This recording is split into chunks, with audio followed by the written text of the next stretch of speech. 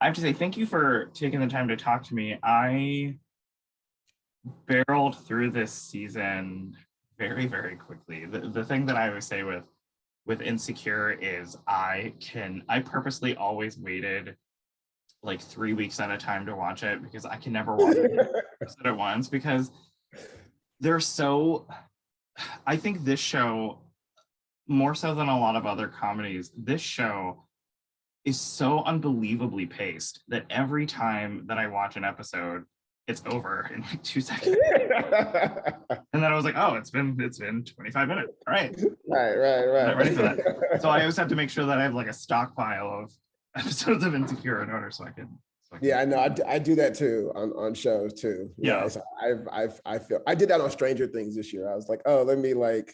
I'm doing that too with this season. Yeah. I like just finished and now I'm mad. Yeah, now I'm mad. I think this season ends very beautifully. I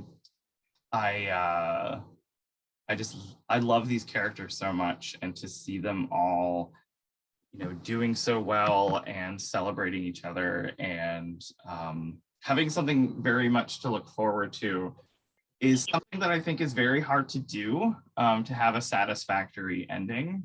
So I guess in a long sort of way of saying it, thank you for taking the time. Thank you.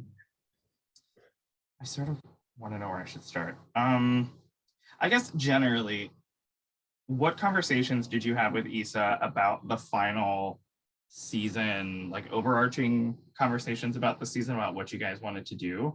And then I guess specifically, if you wanted to talk about the final 2 episodes, what were your conversations about those last 2 episodes? Yeah, overall, I think the thing that we were talking about was, it's always tough when you're ending a thing, specifically ending something at HBO. Obviously, people have very strong opinions about 6 Feet Under finale, Sopranos finale, Thrones finale. So at first, that was like consuming us, and we just kind of had to put that down. Like that's not how we've ever thought about the show. So let's just let's not start that now. But the thing we did talk about, which was weird. Usually seasons don't line up with us personally, and I think that one thing we talked about was like, as you get to this sort of final thing, the question was like, as you get older, it's like you don't always control the hand you're dealt, but you control how you play your hand, right? And so for us, it was, okay, are these characters going to be okay? Am I going to be okay if, right? And usually the characters always come in with a very strong energy, right? Like, this is bad bitch season, or this is I'm no F's Issa. And we were like, well, these characters have been wounded, right? Post season 4, right? Issa and Molly have sort of watched their friendship almost end, right? And so for us, it just felt disingenuous that they were coming in with a very, like, we wanted them to come into the season very humbled by what had happened. And so that's why the question started to be around, am I going to be okay if the man I wanted, I can't be with? Am I going to be okay if I don't get married by this time? Am I going to be okay if, and it was weird because it kind of kept aligning with like Issa and I personally ending the show. Are we going to be okay if when the show is over, are we going to be okay not being together the same way anymore, right? And so it was weird that it kind of lined up like that. So, but it became interesting, right? And so that's sort of where we wanted the sort of theme of the season to be, and so that's where that came from. In terms of the last 2 episodes, obviously we knew we were building to an ending, right? And we knew we wanted to like get all these characters almost like ping pong balls in a like lottery machine. Like we knew we wanted that energy, right? And so for the penultimate episode, it was like, great, how do we bring back almost everybody in a way that feels natural, organic? As the characters are coming to an end, there are things building to a thing. And we really wanted to paint ourselves into a corner a little bit. Because when we came up with the story for episode 9, we had very different finales. And there were like 3 different scripts we wrote that we all threw out, that were all bad. I mean, not bad, but not feeling like our show, right? Because I think we were, one episode didn't even take place in Los Angeles, and I didn't feel right because it's like the show's so LA. Why are we not? Whatever. And then it just sort of danced around things, and we really just kept throwing them out. And I think the one thing one of our EPs, Amy Aniobi, said, she was like, well, just think of the show not ending. Like, we always say, well, we got to land the plane. We got to land the plane. And Amy so smartly was like, well, we're not really landing the plane. The plane will continue. We have to imagine these characters' lives will continue. Yeah. The writers and the audience is just jumping out of the plane. Like, we don't know where they're going to land. We don't know, but they're going to continue, and we're just getting off. And that actually made it pretty interesting. So we started thinking, well, if we were doing a season 6, what would be an interesting starting place? And then that actually helped us find the ending. Because we were like, oh, if we were to end it, how would we start season 6? Right? What new situations could we put them in that we could like load? Because we would always say we need to load bullets into the gun for the next season, right? How do we like into season 4 is we loaded the bullets with the baby and Condola and all this stuff, so we could, shoot some shots this season. So we were like, great, what would we load this up with? Well, Issa's newly married, so is Molly. Tiffany's gone. Kelly's is going to be a Molly. If we were kicking a new chapter off, how would it be? And that's really how we came to that conclusion in terms of where we, sort of jumping out of the plane. That's the best way that I've heard it described, because I feel like there's so much pressure put on a final season of anything and a series finale, and it's sort of like people sometimes weigh the like legacy of a show with how it ended, and I always think that's kind of silly, because like it's not about the destination, it's about the journey, all that like cliche stuff. But I think that's a really great way to put it, because even though I saw how this particular story ended, it doesn't mean that the door is completely closed. So I think that's the best way, the way that you described it is really great. And also I think too, like one of the things we wanted was like, post all the things that have been happening in the world, culturally, certainly with Black people and people of color, right? We wanted things to feel not wrapped up in a bow, but hopeful, right? And so I think wanting to see these people be in good places, not being perfect places, right? Like your sister has to deal with like being a stepmom and a new wife. Like you could imagine the character Issa, how she's gonna stick her foot in her, she's gonna fall on her face a couple. I mean, you can imagine how Molly putting all this pressure now that I'm married. What does that mean? Like, you know what I mean? So we wanted to, Molly's mom passed. Like we're like, hey, these things happen, but you just kind of like try to keep moving, like through your life. Yeah, there's a lot of I think Molly's my favorite character. She her mother dying was such like a gut punch to me, like especially all the stuff that happens, I think in the finale, where she talks about I think she has a line where she says like my mom, the birthday that I had with my mom was like the last one that I had. And like my mom personally passed like 8 months ago, so it was sort of just like I never thought of that. And it's sort of like that thing where like you sort of you when your parents are both gone, it's kind of just like, all right, all these things that you kind of take for granted of that you have with your parents, like that's just not there anymore. And I thought that was a poignant thing that stuck out to me. It's also funny you say that, like in the same way, like my father passed 3 months into filming. So, and we didn't know we were going to do that with Molly's mom. We had toyed around it, obviously, like when obviously she had this drug, but we weren't sure we were going to do that to Molly. And it just became an interesting thing. Like, well, what happens if she did, right? And so, and like you said, it's such a surreal thing because you're like filming a season where it's like, oh, my father passed. Oh, 2 months later, I'm directing a scene where, but you could tap into things, right? Like you're saying. You understand things from a different perspective. Like I remember I had just moved into my house. And so the last time my father I saw my dad, because he lives in Palm Springs, was like, when I just moved in, he had just seen the house. And I was like, oh, great, you'll be able to come over here like all the time. And it wasn't, you know what I mean? So you don't know how those things are gonna like pan out in that way. Yeah. Okay. I love the script for episode 9. There's a lot of really amazing stuff in that episode. But since we're sort of on Molly, let me ask about a line. Torian says to her when they are in the closet together and they're out, he says to her, I'm not going to get tired of you, Molly. And I guess I wanted to know from you if you think that is something that she has ever heard from a man before, And do you think that that was the sort of unlocking for her to be able to trust him in a completely new way to, as we see, they eventually get married? Yes, and yes. I think, Okay. I'm sorry, I take that back. I don't think a man has said outright, you're too much, but I think she knows it.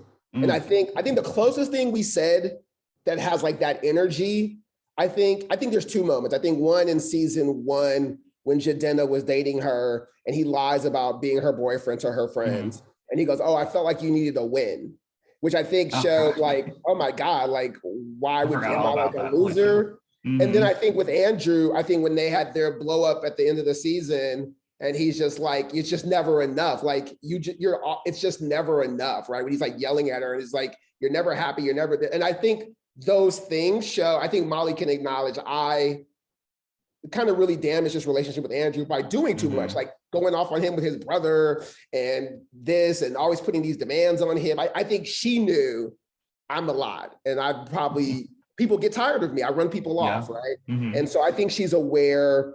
I think younger Molly was very unaware of how she came across in relationships. And I think Molly post Andrew was very aware how she comes across.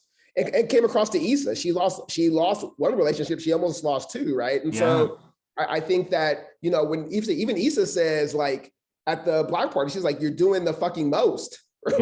Like, right. Why are you yelling at me at the block party? This is like, this is not the time. And so I think Molly's very aware coming into that. So I think she was tentative to say, like, I don't want to ruin another thing, right? And so, but I think that was the unlocking to go. And it's like there's somebody for everybody in some way, right? And I think that was kind of the point, was that, you know, Torian was the right guy to handle Molly's crazy, you know?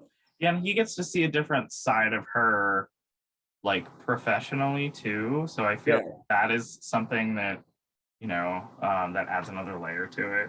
I love the way that, sounds so weird, but I like the way that he looks at her. There's something about that I noticed how he looks at her that is very full of respect and full of like, I don't know, he's very intrigued, and I can tell that he's so into her. So that is something that that I really loved this season. I think he viewed her, I mean, you know, it's like also how you meet people, right? It's like they didn't meet trying to hook up. They didn't meet in a traditional way. He met her and it was a challenge. They were challenging each other. So I think, to your point, there is a healthy respect for that dynamic, right? There is a healthy respect for, like, I know how you are in your job, but now I don't really know you as a person, though. And I think over the season, he was learning who she is as a person.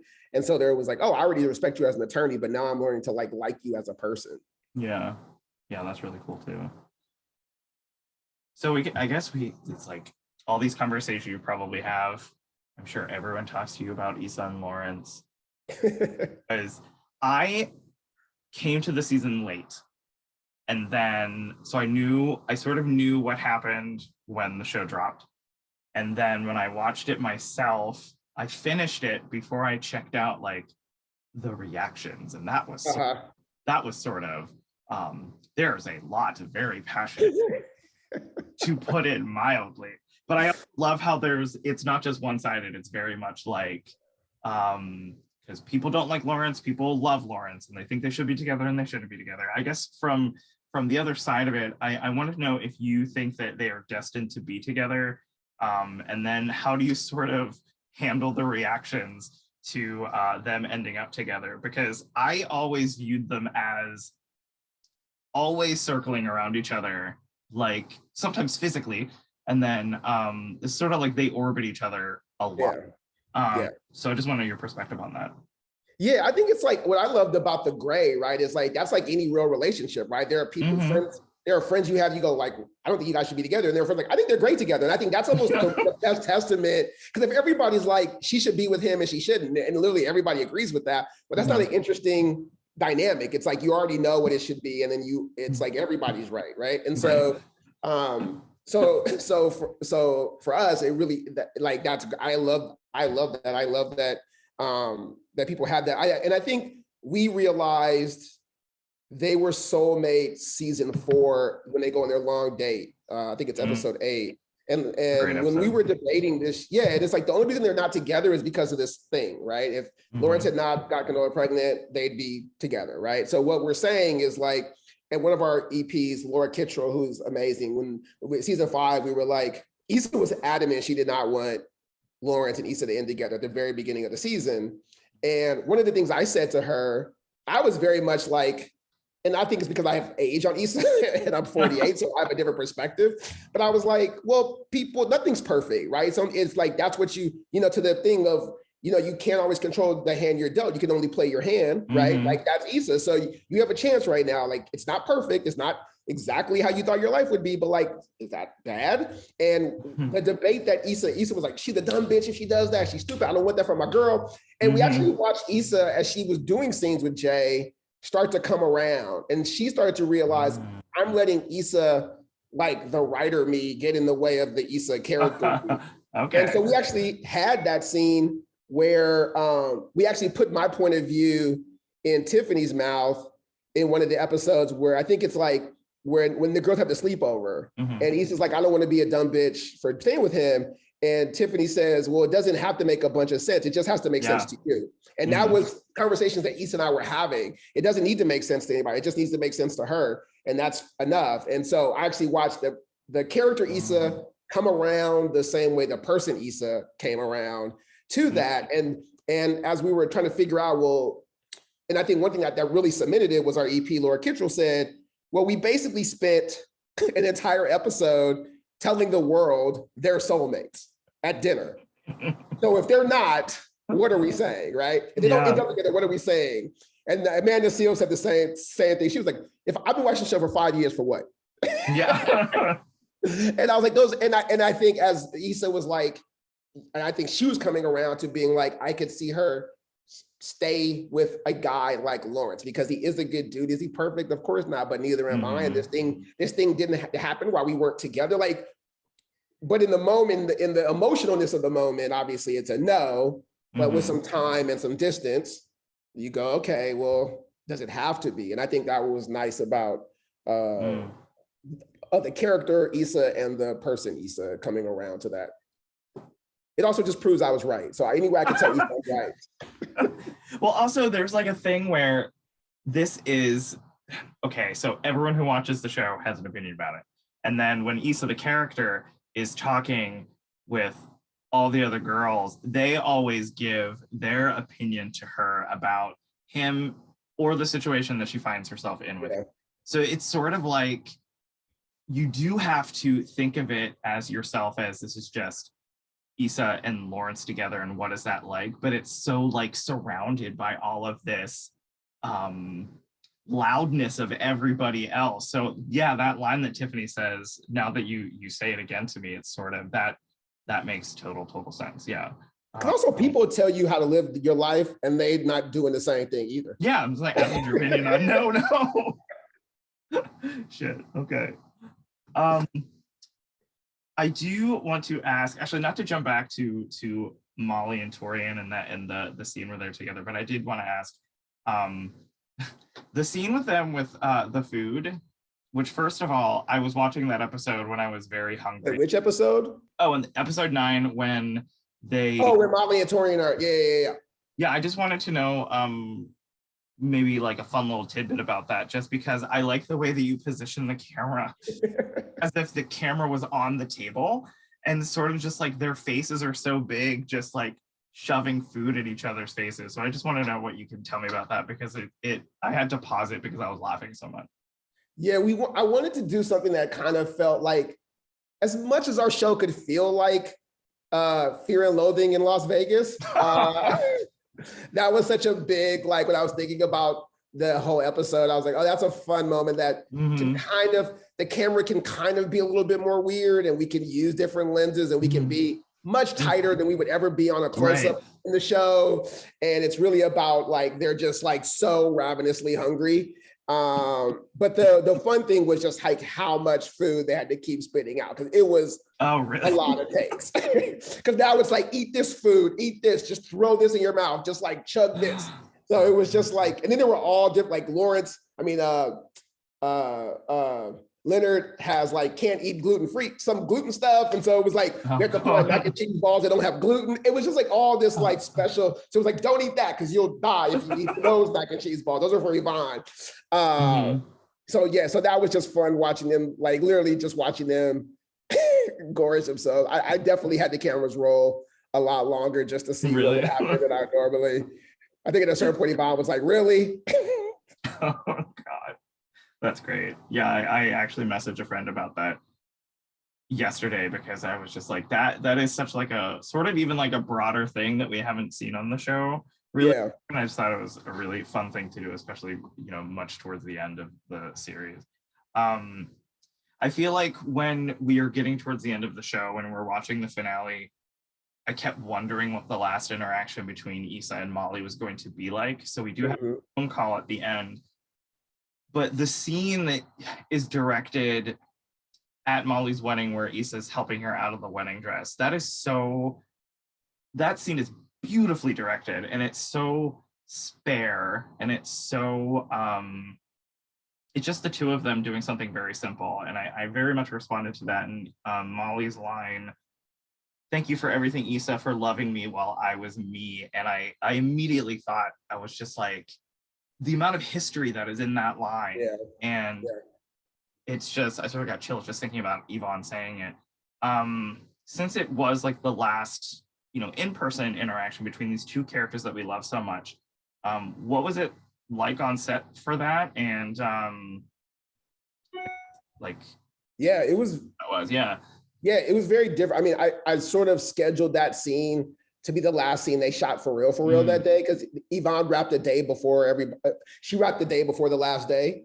Okay. And it was also my last day because our schedule kept getting pushed and I had an obligation, a family obligation. So I couldn't be there for the last day. Okay. So it was Yvonne's last day and my last day. So the days already got a lot of like, you know, sentimentality around it anyway. Right. And so, but I purposely was like saying that for the last day.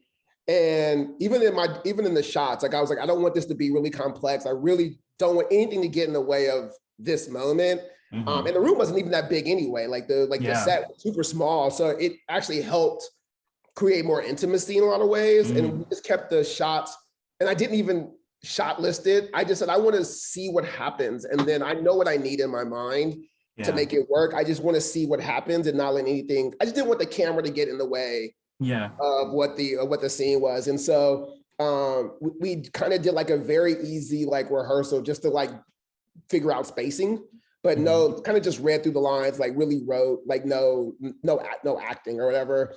And usually we'll start from like master and work our way in. But I was like, I didn't want to waste any emotions in like far shot. And you don't really, it's not going to live there anyway. So I asked Issa, I was like, do you mind if I start tighter and work out? So I get all the good stuff here. So you're not cried out or emotional. I didn't know what she was going to be.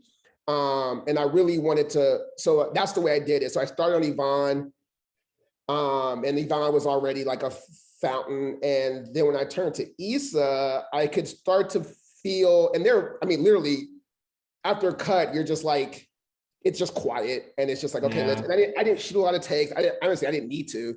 But when I got to Issa's side, I could start to feel, not Issa getting emotional out, but definitely like she's knowing what's coming now, and kind of I'm preparing I prepared for the lines now. Yeah. And so the take that we ended up using for Issa's coverage, I just pulled Yvonne aside and said, hey, on this take, don't thank her as Molly, thank her as Yvonne. And when you say, anytime it's Molly, say Yvonne, and just thank her for stuff that is like how she found you online, and like say all the things you're Yvonne personally thankful for it. Fuck the lines, those don't matter anymore. Just thank her as Yvonne, because this is basically going to be the last thing. And so Issa didn't know that was coming. And so as she's doing it, Issa realizes that that's what's happening. And that's the take we use, is the one that she's just like thanking her as Yvonne. Yeah. Oh. Yeah, it was gut wrenching on set for sure. Yeah. Oh man, that's a beautiful scene. I love that so much, and it sort of even exceeded my expectations, because I was like, all right, I know there's going to be a huge scene. I was like, I know there's going to be an emotional scene, but I was not ready. Yeah. I guess the last thing I wanted to ask you about, in terms of the final episode, is I guess technically the last shot, and the shot of the corner of the mirror. I was even really sort of struck by the way that I think it's Issa's reflection that says to her earlier in the episodes, "I can finally call you my friend." That I was like, oh God, like that is so. It's like, my goodness, it clearly was just an emotional mess, not ready for anything you guys threw at us. So I guess tell me how special it was to show us the empty mirror, and I guess there was like a part of me that was just like something's gonna happen, but it didn't, and I just love how the camera goes to black. Yeah, just tell me all about that because I think it was a great choice. Thank you. Yeah, Issa and I always talked about like, okay, the end of the show, right, is when, because the whole show, right, is like, how do I get rid of, every character is like, how do I get rid of my insecurities, right? Well, I'm insecure about this, I don't want to be whatever, right? Issa and I said, well, the show is about a person who learns to be secure in their insecurities, right? It's never about, the insecurities never leave you. It's just how you deal with them, right? Issa's always trying to like get rid of them, right? I don't, but it's like, you can't, that's like not life. So it's like being secure to know I'll always have them and I'll deal with them.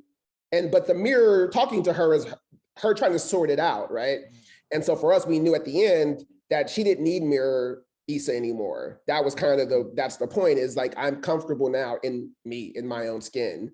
And I don't need that part to me to lean on anymore. I can lean on me, essentially. It's cheesy saying it out loud, but it's real. Oh, yeah. And so for us, it was about seeing the mirror, because obviously the mirror is so important in the show. Yeah. And we kind of start the show on the mirror. And so it felt right to leave on the mirror. And we knew like the last shot should be Issa and walking away from the mirror. We just knew that was like the last shot. So that kind of came crystallized. And so once she was like with Molly and blah, blah, blah, you're just like, it's kind of saying goodbye. Issa doesn't need the mirror anymore. We'll stay here.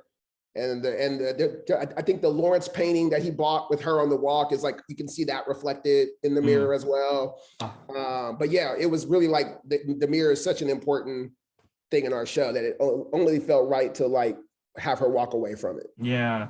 In the reflection. Like, yeah, there's sort of even the tension of like seeing the empty mirror before the credits go.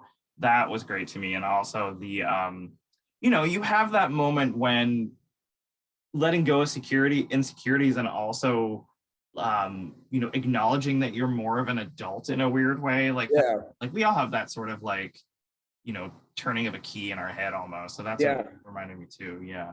All right. I love this season so much. And I have to say this season, man, this season is gorgeous. I always loved how the show was shot, but even stuff like the costumes are insane in this. Yeah, all Shiona and Berkowski and Carolina, they're just also great. Yeah, it's so awesome. I think you guys ended on a very high note. Thank you so much for taking the time to talk to me. I also wanted to say before I let you go, I really like the movie Uncorked, and I feel like be like re-released because damn pandemic ruined everything. So thank you. Yeah, I remember. It's so weird. Actually, it helped in so many ways, which I think if people not have been home, you might have just totally missed it. But I got so much response off of. Who knew? Sometimes you just don't know what people will connect with. Yeah. I'm glad you like it. Yeah. Well, thank you so much for your time. I look forward to anything that you do next, and I just think the season's great. So thank you so much. Thank you. Thank you so much. So nice to see you. You too. Have a good day.